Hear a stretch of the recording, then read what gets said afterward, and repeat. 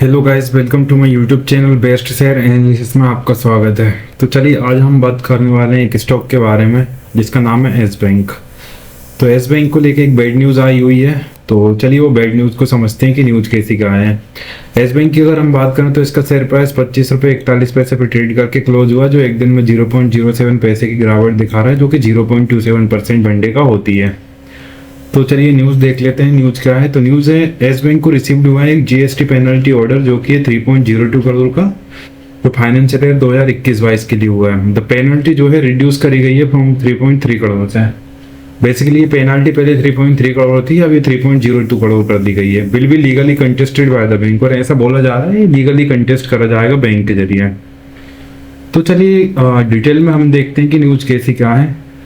ये है S bank limited और जीएसटी पेनल्टी ऑर्डर अपडेट है ऑन टैक्स मैटर पे लेके।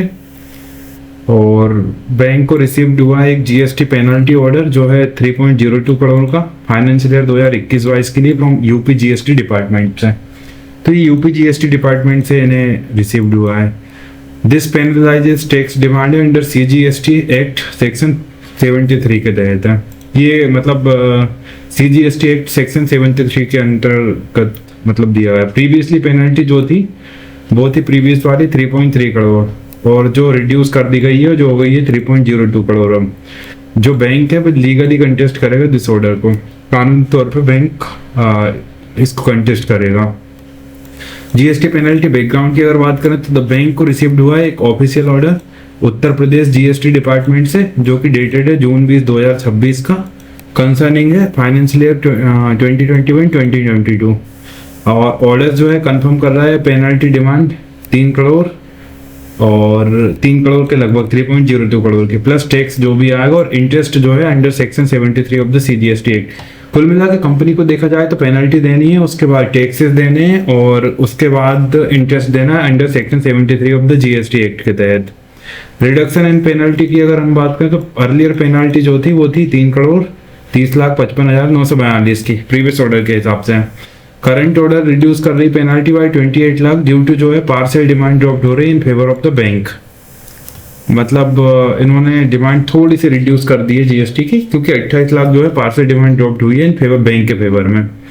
और नेचर ऑफ वायलेशन की अगर बात करें कि ऐसा क्यों हुआ है, तो रिलेटेड है tax demand under GST regulation से। Specific violation details are not disclose करी गई है। Penalty and tax demand confirm करी गई है। बैंक की पोजीशन की अगर बात करें, द बैंक बिलीव कर रहा है adequate factual and legal ground से टू सपोर्ट इट्स केस करने के लिए, और इट डज नॉट एक्सपेक्ट करता मटेरियल फाइनेंशियल और operational impact from the order at the present. The bank plan कर रहा है file and appeal with prescribed deadlines के साथ। इन्वेस्टर पर्सपेक्टिव की अगर बात करें तो अपडेट प्रोवाइड्स कर रही clarity on ongoing regulatory matter. वो जो भी है अगर क्वांटिटेटिव डिटेल्स देखें तो पेनाल्टी आफ्टर रिडक्शन हो रही है 3 करोड़ 2,31,095। पहले की जो पेनाल्टी थी वो 3 करोड़ 30,55,942। तो ओवरऑल मिला के देखें तो पेनाल्टी 28 लाख रुपए कम हुई है और कुछ नहीं। लेकिन इसका जो इफेक्ट है ये जो नोटिस का है वो मंडे के दिन स्टॉक मार्केट यानी कल के दिन देखने को मिल सकता है, तो आप शेयर पे नजर बना के रख सकते हैं। नेगेटिव न्यूज है तो इफेक्ट डेफिनेटली नेगेटिव ही होना चाहिए। बाकी ये कोई बाय सेल रिकमेंडेशन बिल्कुल नहीं है, और मैं सेबी रजिस्टर्ड एनालिस्ट बिल्कुल भी नहीं हूँ। तो किसी भी फाइनेंशियल इंस्ट्रूमेंट में इन्वेस्ट करने से पहले अपने फाइनेंशियल एडवाइजर से सलाह जरूर लें। Thank you.